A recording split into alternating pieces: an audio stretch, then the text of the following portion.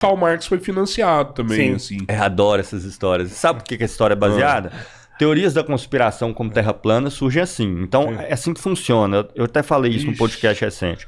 Eu preciso defender que eles chamam os globalistas, né? Financiaram Marx. Tem alguma documentação sobre isso? Não. Tem alguma informação sobre isso? Não, foi financiado pela esposa, não financiado por isso, não é? Não, Marx trabalhou a vida inteira como jornalista. É as histórias disseminadas na internet hoje. Ele não engravidou a própria empregada? Adoro, né? Engravidou não?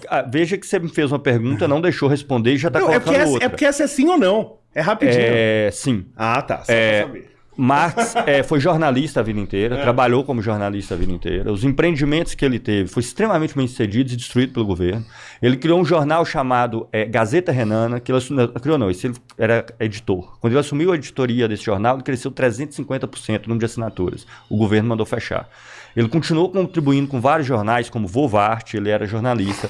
Até que nas revoluções de 48 e 49 ele cria um jornal, a Nova Gazeta Renana. Esse jornal dele cresceu tanto que se transformou no segundo jornal de maior circulação na Alemanha, perdia só para o do governo. Caramba. O oficial do governo. O que o governo fez? Fechou o jornal, ele foi expulso da Alemanha e perdeu sua nacionalidade. Marx chegou na Inglaterra, ele trabalhou, ele editou algumas revistas, que a entrada foi proibida na Alemanha, até que ele virou correspondente internacional do New York Daily Tribune, que era o jornal de segunda maior circulação dos Estados Unidos, tiragem de 200 mil cópias diárias. O Marx contribuiu para esse jornal para mais de 10 anos, era o principal emprego dele. Ele nunca precisou da ajuda do amigo dele, o Engels? O Engels ajudava. Ajudou bastante ele com porque o jornalismo na época, sobretudo nesses jornais, você ganhava pelo varejo, por artigo publicado. Você não era é igual o Uber, né? Como se fosse você ganhava por serviço, mesmo. Como se fosse um freelancer mesmo. Então ele tinha uma renda muito irregular. Às vezes ele tinha 2, 3, os artigos, à época eram artigos muito longos, mas ele tem mais de 500 artigos pelo New York Daily Tribune, ele era jornalista a vida inteira.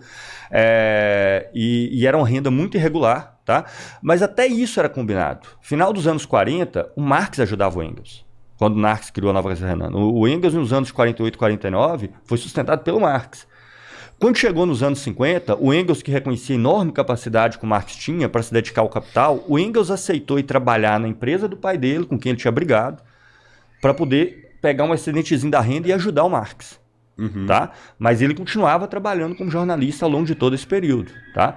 Ele só foi deixado de atuar como jornalista, que era a profissão dele da vida toda. Inclusive, ele era um jornalista que era tão bem requisitado que o New York Daily Tribune tinha 40 correspondentes internacionais. Com o estourar da Guerra Civil Americana em 63, Marx já trabalhava lá há mais de 10 anos, passou para 8. O Marx estava entre esses 8, por causa da crise que gerou a Guerra Civil Americana. E o jornal demitiu esses 8 um a um. O Marx foi o último correspondente internacional a ser demitido. Tamanho o sucesso dos artigos que fazia no jornal. O jornal teve, inclusive, que parar tempos depois, pela Guerra Civil, um evento externo. Né? Ele só teve tranquilidade, ele realmente só parou de trabalhar, que ele trabalhou a vida inteira, e muito, foi jornalista a vida inteira, quando o pai do Engels morreu, e aí o Engels recebeu como pagamento da herança, como pagamento pela empresa dele, ele pediu uma pensão vitalícia para ele e para a família do Marx. E já estavam velhos, inclusive. Então, nos anos 70, nos 10 últimos anos da vida do Marx, ele passou a receber essa pensão vitalícia, que virou espécie de uma aposentadoria, por assim dizer, né? Então, e aí, só para fechar essa história, para vocês verem como é que as coisas são inventadas. Então falaram, temos que inventar que o Marx foi financiado por algum desses grandes caras. Não acharam nada. Mas depois de muito cavucar... Sim, não, ele recebeu. Não recebeu nada. Eles descobriram que, quando ele mudou para Londres, em 49, quando ele saiu da Alemanha, que ele morou de aluguel num prédio, que era um muquifo, um cortiço, do qual ele pagava aluguel, mas eles descobriram não, dizem que descobriram, porque nem esse documento eu nunca vi, que esse prédio onde ele morava, do qual moravam centenas de pessoas, existe até hoje em Londres, um desses caras, não sei se é uma da família Rothschild, teria alguma relação com a propriedade desse prédio. Logo está provado que o Marx foi financiado pelos Rothschilds. Onde tem fumaça, tem fogo. Tem uma carta famosa de Engels para Marx, né? Que Engels escreve para Marx que ele está com problemas e tal. E Marx ele responde dizendo que ele está sem tempo e não pode falar com ele. E Engels, inclusive, ameaça, né? Tirar um certo financiamento que ele dava. Isso é uma carta que ficou, de certa forma, famosa. Não.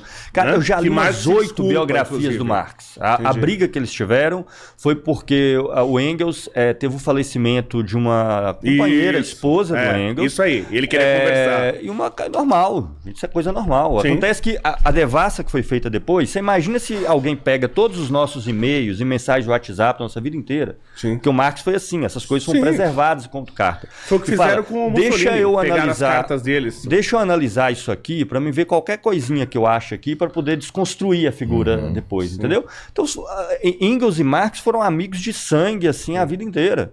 Houveram discussões e desentendimentos, como todo mundo, eles eram seres humanos. Sim. Não eram extraterrestres. Mas você concorda que teve coisas que desabonaram ele? As filhas do Marx adoravam Marx, idolatravam Marx. Por que elas se suicidaram? A Eleanor Marx se suicidou com uma doença terminal. 15, 20 Mas não é anos. Essa história. Você tá com doença terminal e vai se suicidar? Não acho estranho. Eu acho muito estranho. 15, eu nunca ouvi anos, falar disso. 15, 20 anos. Alguém com a doença terminal e cometeu suicídio. Muito comum. 15, 20 anos depois da morte do Marx, tá? Ela tinha uma doença em estado terminal em 1898. Marx morreu 15 anos antes. Tá? E também, veja, se alguém de nós tiver uma filha e por alguma razão essa filha ou filho chegar a cometer um suicídio, você tá desabonado por causa disso? Sim, ou eu? Eu acho que um pouco. Olha a loucura. Meu amigo, desculpa, ninguém aqui tem o controle da vida de ninguém.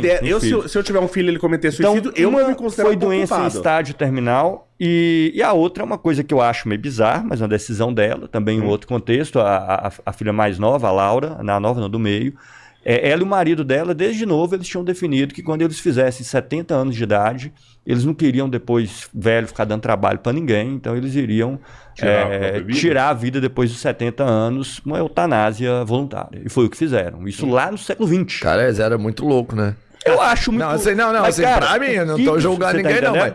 Cara, agora, eu vou viver até... Mas eram ele não todas as 3 filhas da empregada, pra você não desabona cara, ele? As pessoas não têm nem certeza se o filho era dele, entende? É só pra você ter ideia de como essas coisas são transformadas. De fato, há indícios, e eu defendo que o filho era dele. Você tá entendendo? Aliás, todos mas os nós não pra temos informações de como era essa relação. Nós simplesmente não temos. Nada. É que as pessoas criam teorias da conspiração. Uma delas foi criada por uma carta depois da morte do Marx, que dizia que ele visitava a mãe dele, que era a Helene de Munt, que era, inclusive, continuou trabalhando na casa do Marx, ajudou o Engels nas edições do livro do Capital e tudo mais. Então dizem que acharam uma carta já de muito tempo depois da morte do Marx, que falava que ele sempre ia visitar a mãe e que ele entrava por uma porta X lá dos fundos para encontrar com ela. Aí nisso eles se transformavam que o Marx não deixava ele entrar na casa pela porta da frente. É uma carta de 15 anos depois da morte do Marx. Tá entendendo? Não se sabe qual era a relação, não tem informação sobre isso. Você tá entendendo? Então por que o Marx... Simplesmente não sabemos. Quantidade de informações que existe do Marx com relação a esse possível filho. Nenhuma. Não tem nenhuma documentação sobre isso. Simplesmente não sabemos. Sim, até porque não assumiu, isso, não vai ter, não tem como. Como que você sabe? Simplesmente nós não sabemos. Então, veja, é o tipo de coisa criada para se fazer uma demonização de um personagem a partir de elementos individuais pensados. Por exemplo, poderiam ter pegado documentos da polícia secreta alemã que visitavam, monitoravam Marx quando ele mudou para a Inglaterra, e os caras da polícia secreta diziam que ele passava as tardes inteiras brincando com as filhas. O Marx gastava muito, uma das razões que ele gastava muito, que as filhas iam para curso de piano, de teatro, tudo que existia na sociedade inglesa, para além, inclusive, do patamar social dele, e possibilitava. Todas o idolatravam, as 3 filhas, o idolatravam. Teve 2, né? 3. 3? Porque teve uma que morreu de doença aos 40 e poucos anos. E todas foram bem-sucedidas, tá? Eleanor Marx, ela era tradutora de teatros, ela traduzia Ibsen, do norueguês. Tem edições do Ibsen, do norueguês, do dramaturgo, traduzida pela Eleanor Marx. A Jenny, a mais velha, que morreu mais cedo, de doença, próximo do Marx, inclusive, virou uma jornalista de renome. Tem vários artigos publicados sobre a questão irlandesa, publicados no exterior.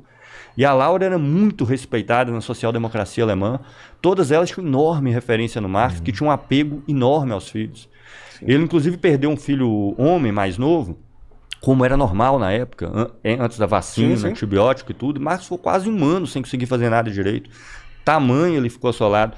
Então, cara, sinceramente, ele era uma pessoa perfeita? Não. Ele era uma pessoa que nunca cometeu erro. Não, era um ser humano como todos nós. Mas sinto muito. Minha opinião não há grandes coisas que o desabonem. Sim. Ele tinha suas características pessoais. Era muito arrogante, etc. E por aí vai. São coisas construídas depois, entendeu? Você não vai acreditar nisso, assim, tá? Porque você é uma pessoa que defende e que, né, conhece o Marx. Mas vamos entender que nem Jesus agradou todo mundo, né? Quem dirá Marx. Não, mas